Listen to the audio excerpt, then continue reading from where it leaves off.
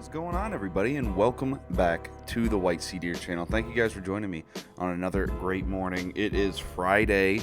Happy Friday, everyone. Friday, May 7th, 2021. I hope everyone is having a great morning, and I know you're going to have an even better day. Grab your coffee, sit down. The world is getting Sue happy. We're going at it again, this time with Sony. I hope you guys are excited for this article. When I saw it, my interest peaked a bit. But yeah, so before we move on, 40% of you are not subscribed. I see that in my analytics. I see you out there not subscribing to my channel. I'd really appreciate it if you go down there and click that button. Hell, if you don't like the video, you don't have to watch any of my videos anymore. Just click that like button, and that subscribe button goes a long way to help me grow this channel and to keep me going. So yeah, appreciate all the support that I've been getting recently. Let's continue to the story, everybody.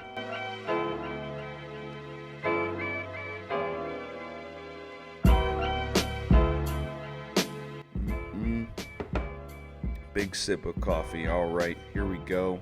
So, the title of this story today is Sony class action lawsuit revealed over PlayStation Store exclusivity. This is absolutely wild. And you'll hear my opinion on this. First of all, our journalist Liana Rupert.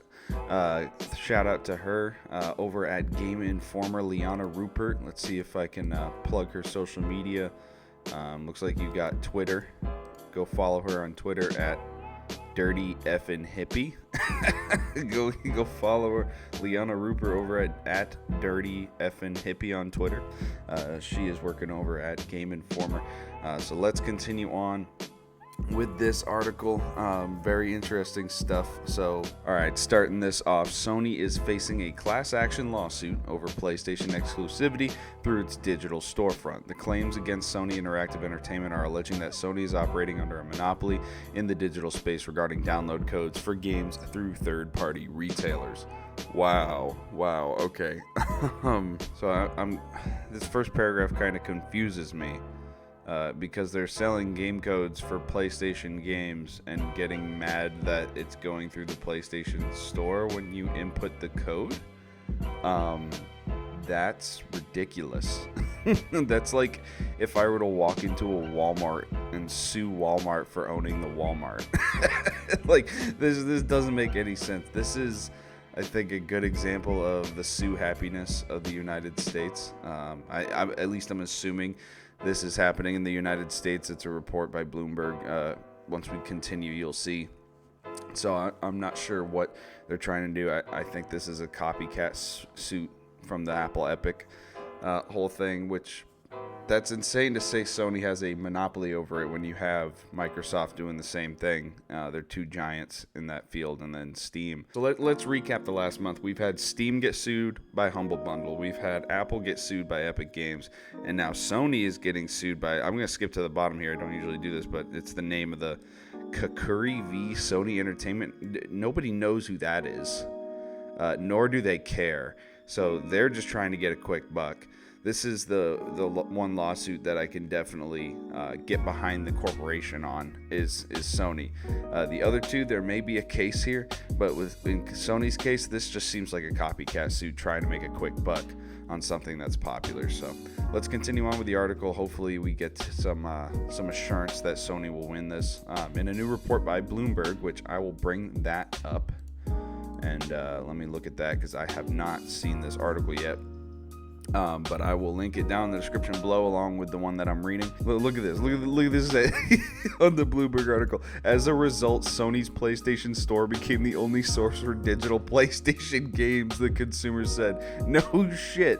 Holy cow. You're telling me you can only buy PlayStation games on the PlayStation? That's nuts. In a proposed class action suit, gamers said Sony stopped allowing third-party retailers like Amazon, Best Buy, and Walmart to sell download codes. Hold on. Let's test this theory out, everybody. All right, we're on Amazon now. I wanted to see if this was true.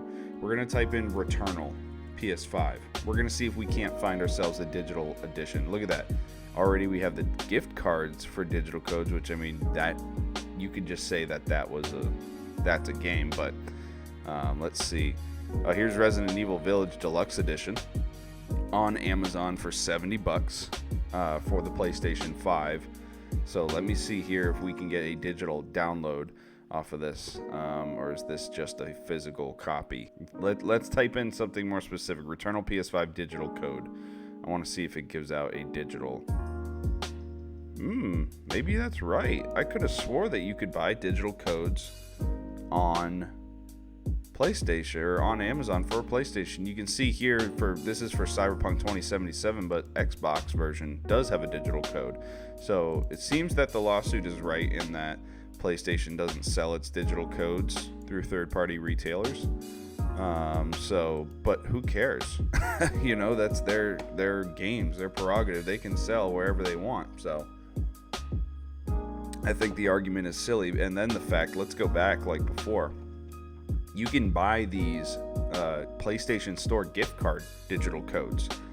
And those do the same thing as buying it. At least that's for the consumer. I understand that's not going to give the developer their cut or whatever. But this is a consumer-led lawsuit. This isn't a developer suing Sony. These are actual consumers going ahead and selling Sony. So as a consumer, I can just buy two $25 gift cards for the digital store and pop them in. But I don't know why you do that instead of just going to the digital store to buy it. Buying a digital code in a store is pretty silly, honestly. If anybody does it, it's probably a spur of the moment thing where you look at it and you go, oh, you know what? I want this game. Might as well pick it up while I'm here. If you go out specifically to buy digital codes for downloads, what? That makes no sense.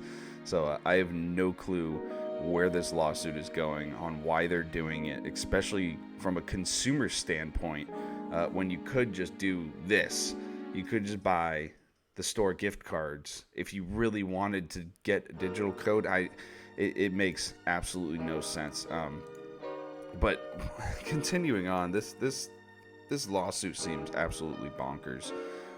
I read all that stuff, so like I said, I'll link the Bloomberg stuff down below.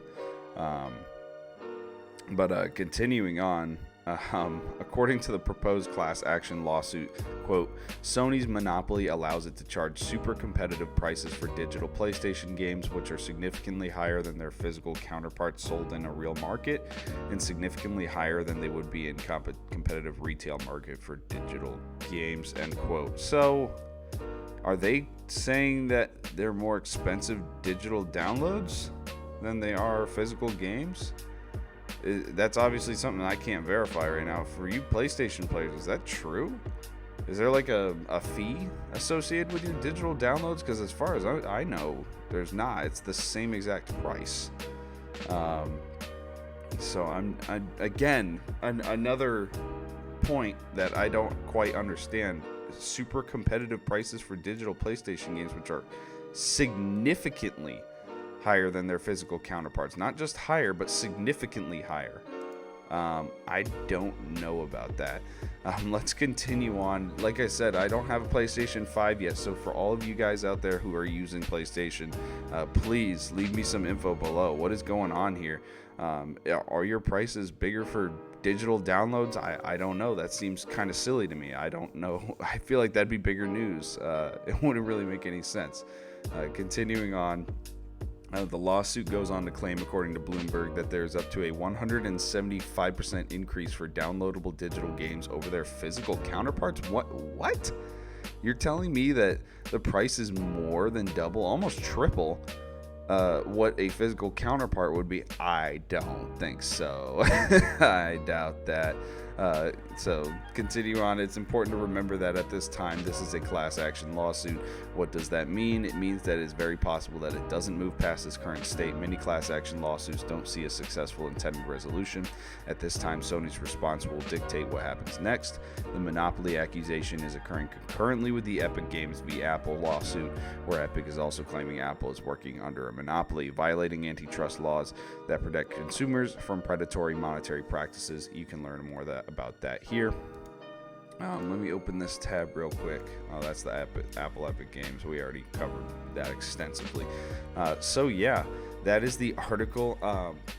So I think the Apple and Epic Games and the Humble Bundle suing Steam stories are, at least they have a bit of a foothold in reality. I could see the argument from the other side. This, it seems like a completely frivolous lawsuit, and I think it will not move past the stage that it's in. I think once Sony responds and they give their defense, this judge is going to throw this out, and there might be a drawn-out appeal process, but it's just not going to end right for these consumers. I'm assuming this was a contingent of consumers that got together thinking that they could make a quick buck out of filing a lawsuit against Sony, hoping that maybe they'll settle out of court instead of doing a dragged out court battle. I don't know what they're thinking, because Sony will drag this to the end of the earth. We've seen them do it before. These companies don't play around when it comes to that. They're not to be bullied in the courtroom because their lawyers are better than yours. Let's get that straight. And I think Sony has a great case here to say, hey, this is obviously just a cash grab against our company, because like I said, these points that they make, they're nonsensical, saying that up to 175% increase for downloadable content over their physical counterpart. I simply don't believe that. I'm sure they found some crazy example, off in the void of a game that nobody cares about, and now they're plastering that on the cover sheet of their case to try and say how bad things are over at the PlayStation Store. But it's a very interesting dynamic going on right now. If you're a game company, watch out, you're gonna get sued. Hey, you're all monopolies, every single one of you, even though there's hundreds of you, you're all monopolies. we're getting to that point. But like I said, I don't think this is going to go anywhere. But yeah, what do you guys think? Do you guys think these consumers have a ground to stand on when it comes to this lawsuit? If you're a PlayStation player, are what they're saying true? Is it really restrictive getting digital downloads? Because as far as I know, it's not. Leave a comment down below. Let me know what y'all think of this story. Again, I will link this story down in the description. Shout out to Liana Rupert, the journalist for this, and I really appreciate you guys coming by. It was a lot of fun reading this story and reading along with you guys, and I hope you guys come back for more. Make sure to subscribe. We have a lot of fun over here. It's a great time talking about video games, talking about stuff. We do the podcast. Oh yeah, my last episode of my podcast got taken down because Demon Slayer people didn't like me showing their trailer. So I think we're going to move into a different format with posting the podcast on here.